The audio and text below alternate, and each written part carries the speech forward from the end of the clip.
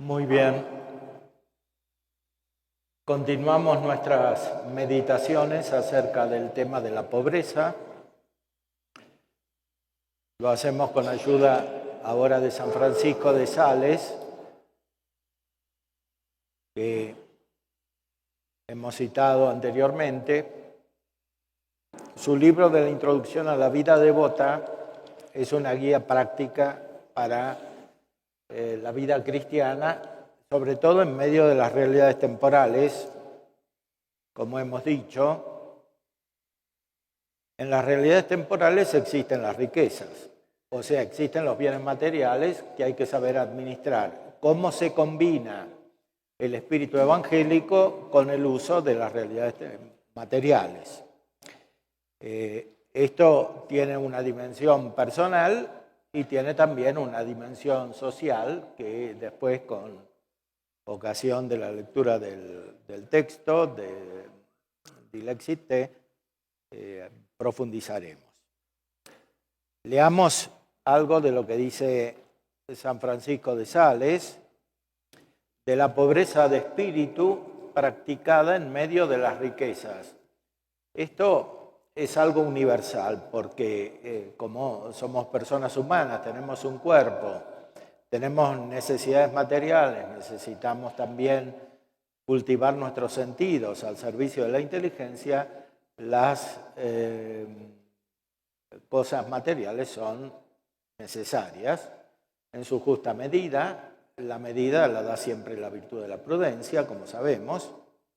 Una prudencia que no es solo natural, sino también sobrenatural, y que finalmente es completada por el don de consejo del Espíritu Santo y por los otros dones. San Francisco de Sales nos da algunos consejos prácticos que naturalmente después hay que actualizar porque son adecuados en su materialidad a su época, pero lo que tienen de universal vale para siempre. De la pobreza de espíritu en medio de las riquezas. El Evangelio comienza haciendo referencia a la pobreza de espíritu. Bienaventurados los pobres de espíritu, porque de ellos es el reino de los cielos. Luego, desgraciados los ricos de espíritu, porque de ellos es la desgracia del infierno. Es rico de espíritu aquel que tiene las riquezas en su espíritu o su espíritu en las riquezas. Aquel es pobre de espíritu que no tiene las riquezas en su espíritu ni su espíritu en las riquezas. Esto es fundamental desde el punto de vista de la antropología cristiana. También Santo Tomás lo nota. O sea, el valor de la vida humana no depende de la riqueza o de la pobreza material, sino de una actitud espiritual que cuando es perfecta es pobreza de espíritu, que puede ejercitarse tanto en la pobreza efectiva material cuanto en la riqueza efectiva material. Porque son dos aspectos distintos, por supuesto pertenecen a la unidad de la vida humana, pero se distinguen entre sí y uno es superior a otro. Como en todo lo humano, lo que es formal, lo que es espiritual, es superior.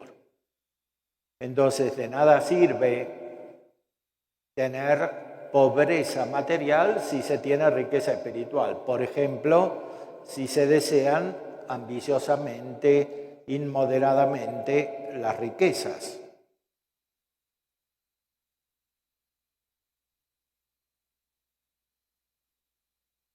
Por supuesto, de nada sirven las riquezas si no hay pobreza de espíritu.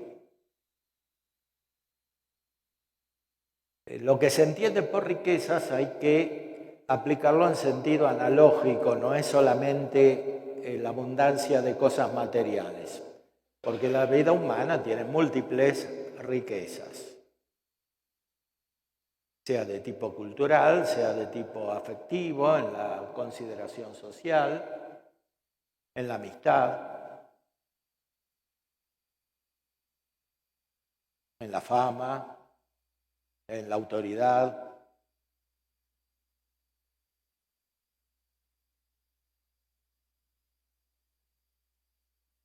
Después, como hace él, pone un ejemplo tomado de la naturaleza. Los halcones construyen sus nidos en forma de pelota y solo dejan en ellos una abertura en la parte superior. Los dejan en la orilla junto al mar y los hacen tan fuertes e impenetrables que aunque se los lleven las olas, nunca puede entrar en ellos el agua, sino que siempre flotan, permanecen en medio del mar, sobre el mar y como señores del mar. Tu corazón, querida Filotea, ha de ser como estos nidos, abierto solamente al cielo e impenetrable a las riquezas y a las cosas perecederas. Si posees alguna de estas cosas, guarda tu corazón libre de todo afecto a ellas. Haz que siempre se mantenga por encima de todo y que en medio de las riquezas permanezca sin riquezas y sea señor de las riquezas. No pongas este espíritu celestial en las riquezas de la tierra. Haz que se conserve siempre superior sobre ellas y no debajo de ellas. Esta doctrina es profundizada por santo del siglo anterior, San Juan de la Cruz, al cual nos hemos referido, que en un lenguaje muy radical nos invita a no tener afecto de nada que sea una riqueza, ni siquiera de las iluminaciones intelectuales y ni siquiera de los dones de la gracia que no son la perfecta unión con Dios. Hay muchos tipos de riqueza, no solo materiales, sino también espirituales. Cualquier afecto desordenado a las riquezas puede desviar de la vida espiritual.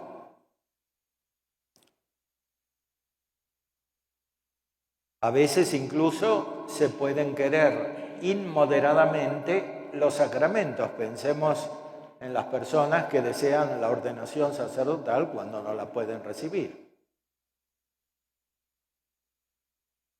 La ordenación, el sacramento, es algo bueno en sí, es una riqueza espiritual, instrumental claramente, pero el afecto desordenado a esta riqueza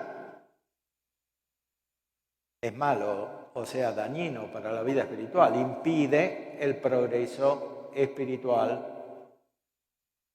Y lo mismo se debe decir de bienes sociales, de la posición social, de bienes intelectuales, de la ciencia, de bienes culturales.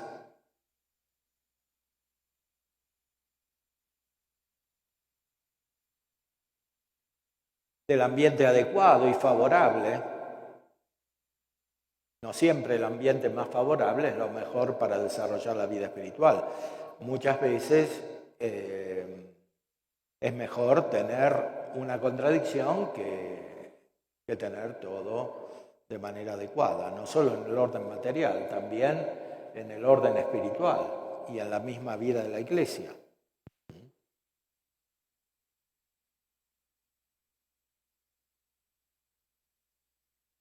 Muchas personas que se adecuan fácilmente a estos bienes y los buscan y los desean, aunque sean verdaderos bienes, terminan por impedir su propio progreso espiritual. Por eso, la ley fundamental de la vida cristiana es esta pobreza. Por supuesto, no es una pobreza como un fin absoluto en sí, porque Dios no es pobreza, Dios es riqueza. Todos los tesoros de la divinidad, como decía San Pablo, de Cristo. están en él como verbo divino. Entonces, Dios es el ser absoluto, Dios es la perfección absoluta, Dios es el bien absoluto, la belleza total. Entonces, no es pobreza en sí. Y en esto hay que tener cuidado. A veces el influjo de la filosofía moderna, de ciertas corrientes idealistas, nos hacen pensar como que en Dios hay una especie de pobreza, ¿no? Recordemos el famoso tema de la kenosis. Algunos dicen, bueno, en Dios hay una kenosis, hay una distancia infinita entre el Padre y el Hijo, etc. Y entonces hay como una especie de vacío que se manifiesta en Cristo y especialmente en la muerte de Cristo, en la cual se da como una destrucción, un aniquilamiento del verbo de Dios, claro. Esta concepción es errónea, es mucho más parecida a la filosofía de Hegel que al Evangelio.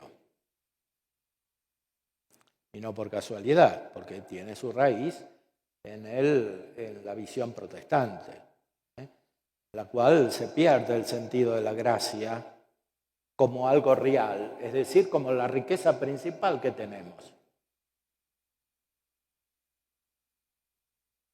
Y se ve la vida de Cristo como una especie de proceso, en la cual hay un momento negativo, que es su muerte, su pasión y su muerte, que es visto como el centro de la vida de Cristo, que a su vez manifiesta la vida de Dios, entonces se concibe a Dios de esa manera. Pero así se termina por poner el vacío en Dios. Kenos. Es verdad que San Pablo dice que Cristo se anonadó o vino hacia la nada, mejor traducido, pero eso es por la plenitud de su riqueza espiritual, por la plenitud de su gracia, por la perfección divina que tiene el amor infinito, que se manifiesta en la cercanía, en la amistad con los hombres, hasta participar de su condición y de la misma pasión. Pero no para quedarse en la pasión, ni para quedarse en la muerte, sino para llegar a tener la misma riqueza de Dios en la medida en que le es concedida al hombre. Para tener la misma perfección divina en cuanto nos es comunicada. Ahora, si partimos de esta perspectiva elevada, comprenderemos que el tema de la riqueza y de la pobreza en el orden de la vida humana y social concreta, efectiva, no puede explicarse a sí misma. Es un tema que no se puede explicar solo. Necesita una perspectiva más elevada, que es la que estamos tratando de dar aquí. Si se pierde esta perspectiva, se recae en una especie de idealismo, porque los problemas no tienen solución. Ni los problemas de la pobreza de la vida humana, de la pobreza psíquica, del sufrimiento, ni los problemas de la sociedad, de la pobreza espiritual y moral de la sociedad. Los problemas tienen solución desde lo alto, desde la gracia de Cristo.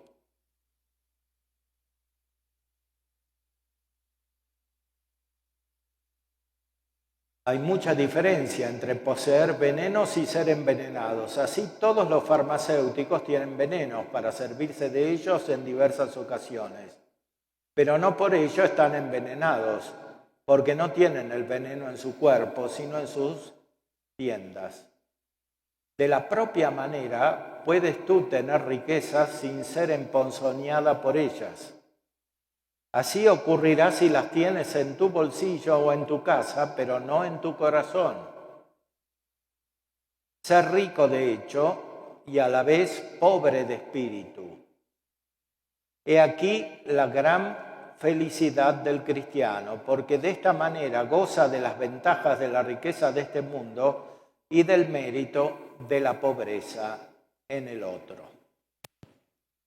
El Concilio Vaticano II desarrolla esta perspectiva y la actualiza con gran exactitud y con gran profundidad, porque al mismo tiempo promueve el desarrollo humano en todos los niveles,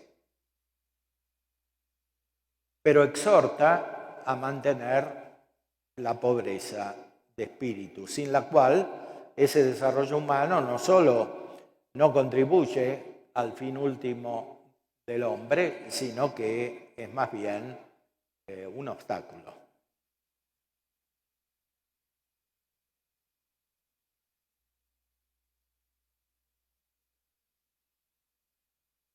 Esto es importante también para nuestra guía de las personas, porque lo principal que tenemos que hacer los sacerdotes es padres espirituales de las comunidades y de las personas particulares. Y esta paternidad indica la necesidad de ser muy precisos a la hora de dar consejos en campos muy dificultosos porque muy variados, no hay siempre reglas universales que se puedan aplicar de la misma manera. Por supuesto, los principios espirituales y los principios morales son los mismos, pero las circunstancias cambian. Entonces, es necesario leer interiormente las circunstancias en las que viven las personas y las sociedades para poder indicarles el camino hacia una elevación, es decir, al cumplimiento cada vez más perfecto del significado real de esos principios espirituales y morales.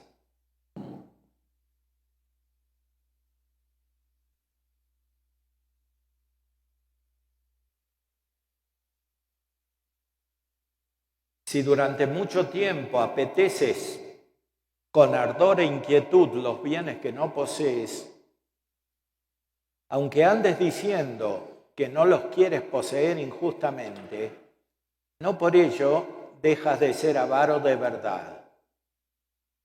El que ardorosamente durante mucho tiempo y con inquietud desea beber, aunque solo quiera beber agua, da pruebas de que tiene calentura. Es decir, no se trata simplemente de que la pobreza efectiva sea una virtud. La pobreza efectiva es algo bueno cuando está acompañado de la pobreza espiritual. De otra manera puede convertirse en algo negativo porque hay una ambición de riquezas. Estos desórdenes que estamos viendo en estos días son una cierta manifestación de esta verdad. Hay personas ambiciosas que terminan desordenando su propia vida y también la vida de la sociedad. Por más que nazcan pobres, son ricas en espíritu. Y esto es un deseo muy dañino.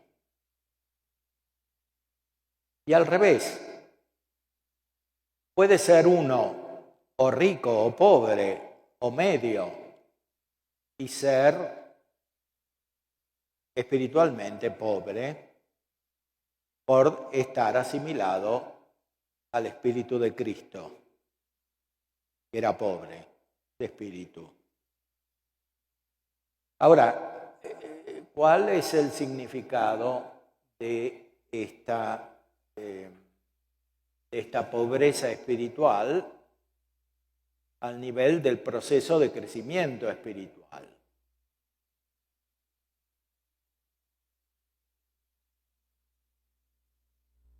Si sientes gran afecto a los bienes que posees, si te traen muy atareada y pones en ellos el corazón, esclavizando a ellos tu pensamiento y temiendo perderlos con un miedo intenso e impaciente, Ello es debido a que padeces todavía cierta fiebre, porque los calenturientos suelen beber el agua que les dan con una avidez, con una especie de atención y presteza que no tienen los que están sanos. No es posible complacerse mucho en una cosa sin ponerle mucho afecto. Y si te aconteciere que al perder alguno de tus bienes sientes que tu corazón queda muy desolado y afligido, créeme, Filotea, ello es debido a que tenías mucha afición. Porque no hay señal mayor del afecto a una cosa perdida que la aflicción causada por su pérdida. No desees, pues, con un deseo completo y formal el bien que no posees. No introduzcas muy adentro de tu corazón el que ya tienes. No te aflijas por las pérdidas que puedan sobrevenir. Y entonces tendrás motivos para creer que siendo rica de hecho, no lo eres de afecto, sino que eres de pobre de espíritu y por lo tanto bienaventurada, porque tuyo es el reino de los cielos. San Francisco de Sales analiza de una manera muy detallada en los capítulos siguientes el modo en que se puede ejercitar la pobreza en todas las circunstancias, teniendo bienes y no teniendo. Todo esto nos conduce al centro de nuestra reflexión espiritual acerca de la primera bienaventuranza. Felices los pobres en espíritu.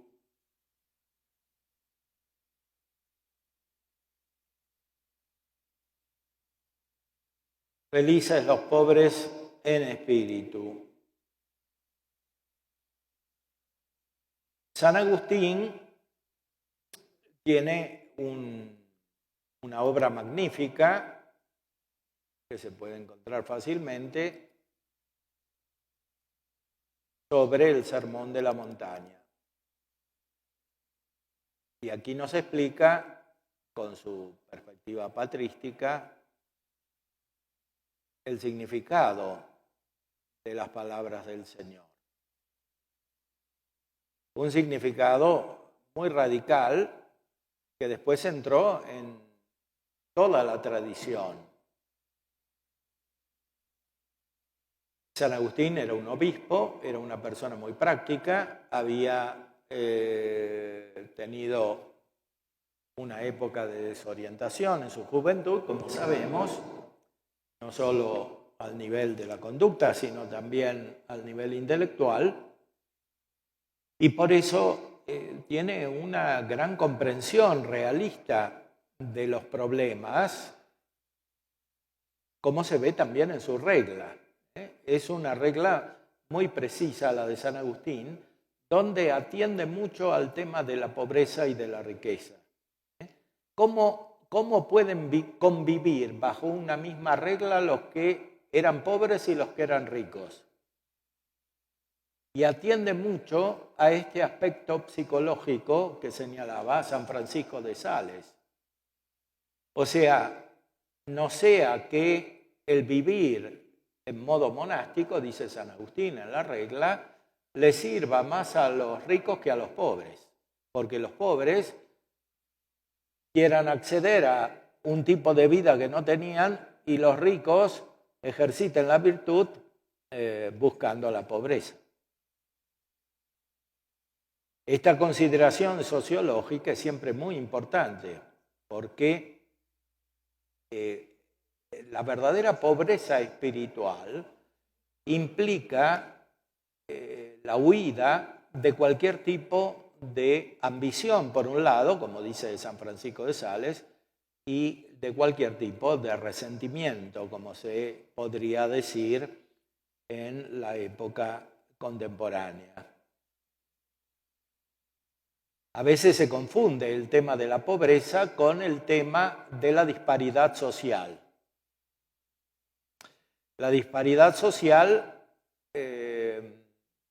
ciertamente tiene una componente que es fruto del pecado, que es fruto del pecado original, porque es evidente que en la historia de la humanidad muchos llegan a posiciones elevadas utilizando medios que no son buenos.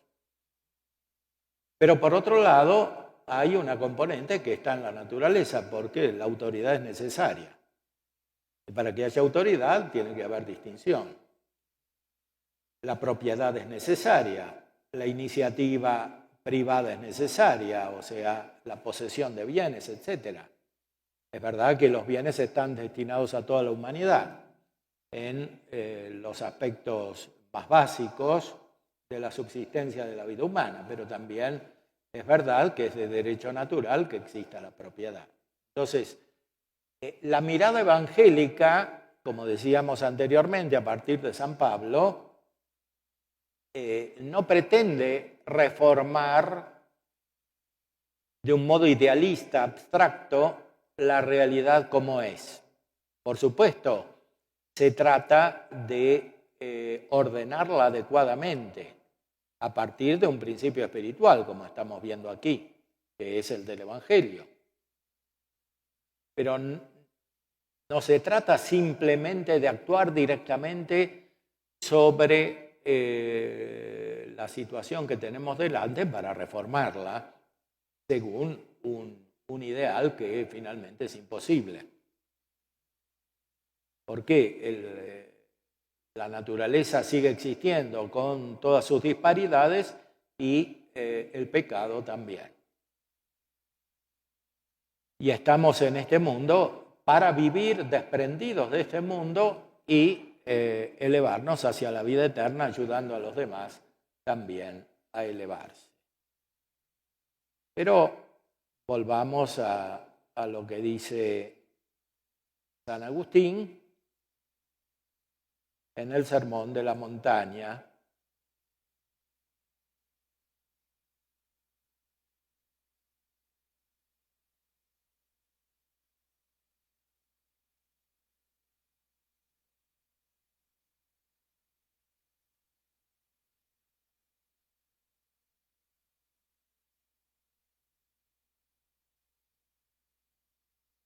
Si alguno con fe y con seriedad examinar el discurso que nuestro Señor Jesucristo pronunció en la montaña, como lo leemos en el Evangelio de San Mateo, considero que encontraría la forma definitiva de la vida cristiana en lo que se refiere a la recta moralidad.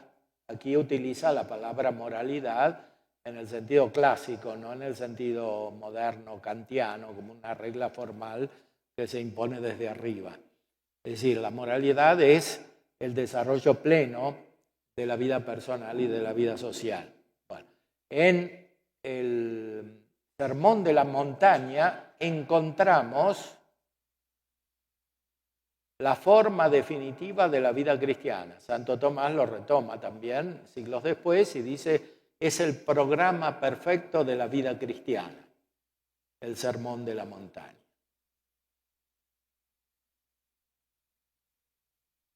Y esto no lo decimos a la ligera, sino que lo deducimos de las mismas palabras del Señor.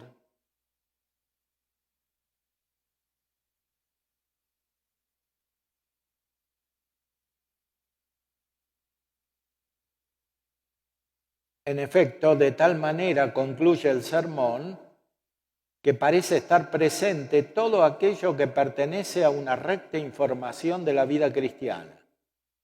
Pues así dice, todo aquel que oye estas palabras mías y las lleva a la práctica, lo asemejaré a un hombre sabio que construyó su propia casa sobre roca. Descendió la lluvia, salieron de madre los ríos, soplaron los vientos y dieron con ímpetu sobre aquella casa y no se derrumbó, pues estaba edificada sobre roca. Y todo aquel que oye este discurso y no lo lleva a la práctica, lo comparo con aquella persona necia que construye su casa sobre la arena. Descendió la lluvia, se desbordaron los ríos y soplaron los vientos y dieron con ímpetu sobre aquella casa y se derrumbó y su ruina fue grande. Pero no dijo solo quien escucha mis palabras, sino que añadió, quien escucha estas palabras mías, indicando que estas palabras que pronunció el Señor sobre el monte y que informan de tal manera la vida de aquellos que quieran vivir según ellas, que con toda razón se pueda comparar a aquel que edificó sobre piedra, queriendo decir con esto que en el discurso aparecen todas las normas que regulan la existencia cristiana.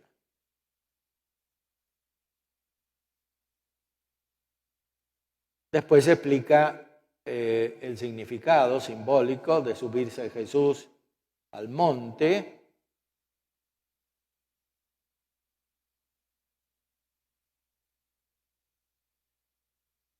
Y continúa con la primera bienaventuranza. Felices los pobres en el espíritu, porque de ellos es el reino de los cielos. Leemos que se ha escrito sobre el deseo de los bienes de la tierra. Todo es vanidad y presunción de espíritu. Ahora bien, presunción de espíritu significa arrogancia y soberbia. El común de la gente dice que los soberbios poseen un gran espíritu, ciertamente, y es porque también en algunos momentos al viento se lo llama espíritu. Por esto en la Escritura leemos el fuego, granizo, nieve, hielo, espíritu de tempestad. ¿Quién podría ignorar que los soberbios son considerados inflados, como si estuviesen dilatados por el viento? De donde viene aquello del apóstol, la ciencia hincha, la caridad edifica. También por esto en el texto bíblico son significados como pobres en el espíritu, los humildes y aquellos que temen a Dios, es decir, los que no poseen un espíritu hinchado. Aquí encontramos el significado más profundo del tema de la pobreza. Ser pobre quiere decir, en primer lugar, no ser soberbio. ¿Qué es la soberbia? Santo Tomás la define, el apetito desordenado de la propia excelencia.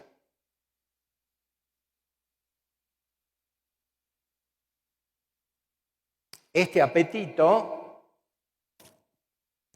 es mucho más sensible de lo que parece, o sea, deriva de una imagen que el sujeto tiene de sí mismo. El sujeto, un grupo social, analógicamente, una imagen que mueve sus operaciones, que son operaciones especialmente sensitivas, afectivas, pasionales. O sea, el que es soberbio desea, con ese deseo del cual hablaba San Francisco de Sales, ese deseo ardiente, su propia excelencia.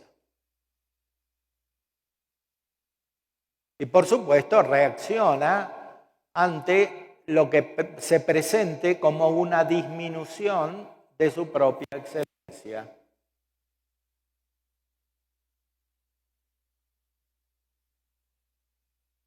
Hay un famoso psiquiatra, psicólogo, discípulo de Freud, Alfred Adler, que rebelándose contra Freud decía, no, el problema más profundo no es esa dialéctica entre la libido y la racionalidad, etcétera, que pone Freud, sino que el problema más profundo es la contraposición entre el sentimiento de inferioridad y el sentimiento de superioridad.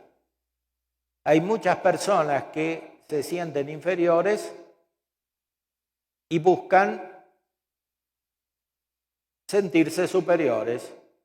¿Cómo lo buscan? A través de toda una elaboración mental que tiene gran parte en la imaginación, pero otra parte también en la razón, por la cual el sujeto y eventualmente una comunidad se produce un mundo particular en el cual esta persona o esta comunidad se autopercibe, para usar una palabra actual, como centro, como punto de referencia o como superior. Este proceso tiene muchos mecanismos, sea en el individuo o sea en la sociedad. ¿Cuál es el motor escondido de este dinamismo? Simplemente lo que en la filosofía clásica y en la teología se llama soberbia. Es decir, un espíritu hinchado, una persona que va siempre adelante, que se sobrepone a los otros, que incluso es prepotente, etc. Repito, todo lo que se aplica a nivel personal hay que reelaborarlo también a nivel social. Entonces, ¿cuál es el remedio para este dinamismo? Que no hay un remedio natural. El remedio último es sobrenatural, es la gracia de Dios, es el Evangelio. Y esto vale para el individuo y vale también para la sociedad.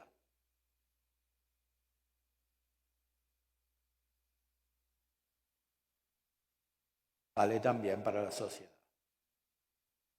Y tiene distintos niveles, porque la evolución psíquica y espiritual es muy profunda, es mucho más intensa que la evolución natural. El padre Juan Arintero, un gran dominico, autor de una obra muy recomendable, La evolución mística, hablaba de una psicología neumática. Y la psicología de los filósofos, de los psicólogos, como Adler que cité, sí, observa ciertos fenómenos, pero el problema es cómo se va a la raíz de esos fenómenos y sobre todo cómo se superan los fenómenos cuando son negativos. Bueno, se superan con la gracia, como decíamos. Ahora, esta gracia tiene una capacidad evolutiva muy superior a la que se presenta en cualquier tipo de evolución natural, sea física como psíquica. Es mucho más intensa simplemente porque participa de la vida infinita de Dios. Entonces, hay que llegar a un término que no es simplemente natural en esta evolución, en esta transformación. Bueno, el Evangelio nos da la clave para iniciar esta transformación.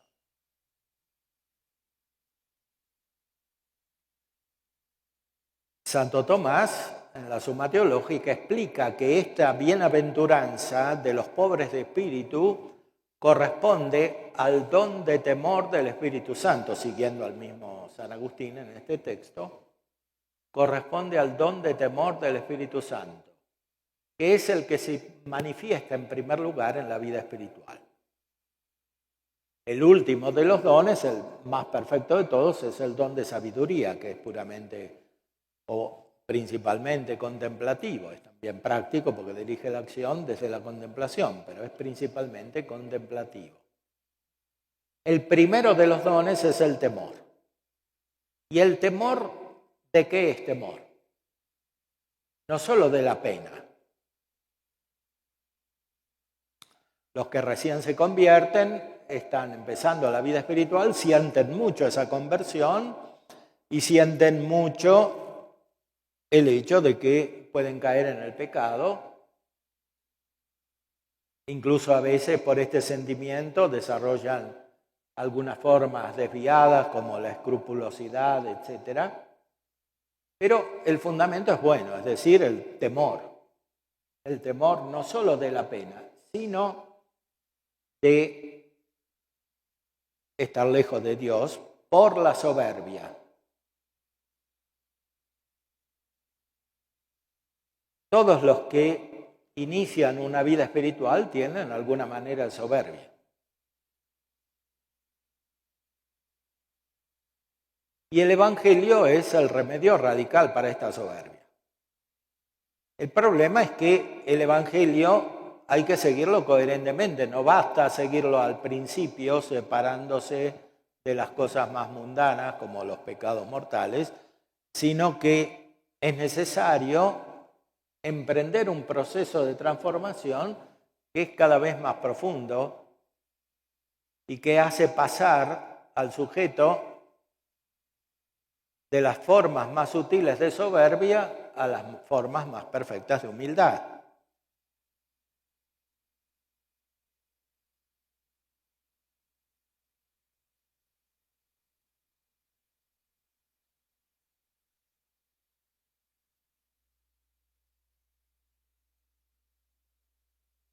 En efecto, y no debía comenzar la bienaventuranza de otro modo, dado que debe llegar a conseguir la suma sabiduría. En efecto, el principio de la sabiduría es el temor del Señor, puesto que por el contrario está escrito que el principio de todo pecado es la soberbia. Por consiguiente, los soberbios apetezcan y amen los reinos de la tierra. Bienaventurados los pobres en el espíritu, porque de ellos es el reino de los cielos. Es decir, los soberbios apetecen la tierra, los pobres de espíritu apetecen el reino de los cielos, el cielo, que es el lugar de la bienaventuranza. Efectivamente, aquí está indicando una bienaventuranza, es decir, una felicidad que es el germen, el inicio de la bienaventuranza eterna. Quien vive esta bienaventuranza de la pobreza no está principalmente en la tierra, sino en el cielo, como dice el Evangelio de San Juan de Cristo, ¿no? El que bajó del cielo. Pero no dejó de estar en el cielo, el que bajó del cielo. Así también, el que tiene esta humildad contraria al espíritu de soberbia, comienza a estar en el reino de los cielos.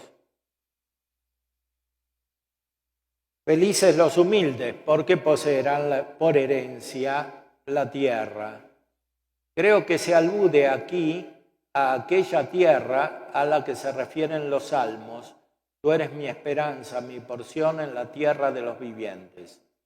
En efecto, simboliza una cierta solidaridad y estabilidad de la herencia perenne, porque en ella el alma, mediante un buen afecto, reposa como en su propio lugar, de la misma forma que el cuerpo sobre la tierra, y de ahí toma su alimento como el cuerpo de la tierra. Ella misma es descanso y la vida de los santos. Son humildes quienes ceden ante los atropellos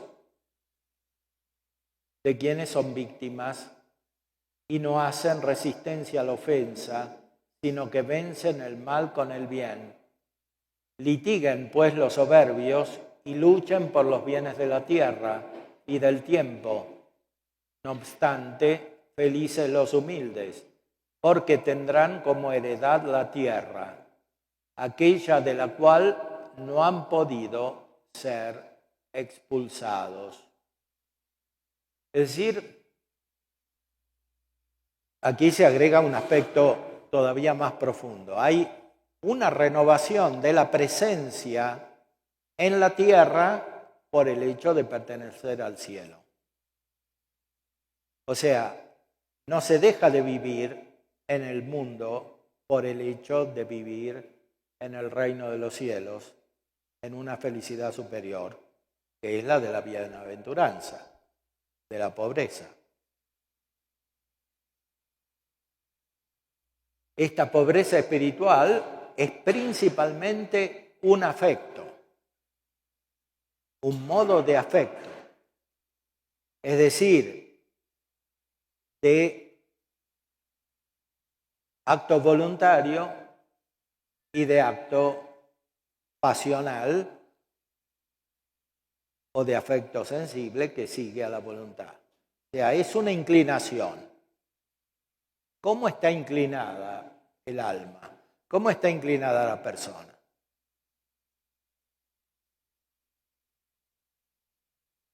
Donde esté tu tesoro, allí estará tu corazón.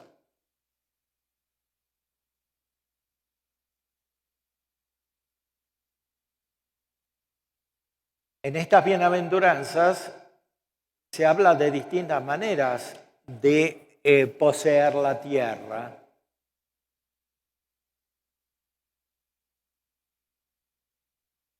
Y es el centro del mensaje estrictamente sobrenatural de Cristo. No es simplemente una lección de filosofía moral, como la podía hacer Cicerón u otros filósofos de la antigüedad. Es realmente un mensaje sobrenatural que transforma en modo sobrenatural, sobre la esencia o el modo de ser humano, la propia vida humana en este mundo, preparando la vida eterna, claro.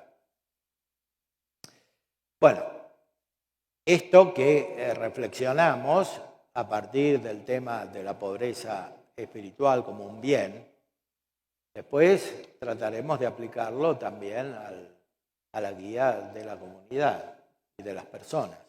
Que no se trata solamente de que nosotros vivamos así, sino de que logremos que los demás también vivan así. Y no solo las personas individuales, sino también la comunidad. Todo tipo de comunidad, desde las más elementales, como la familia, hasta las más amplias, como la comunidad política. Por supuesto, pasando por las comunidades eclesiales, porque también aquí hay que desprenderse de la soberbia y asimilar la humildad.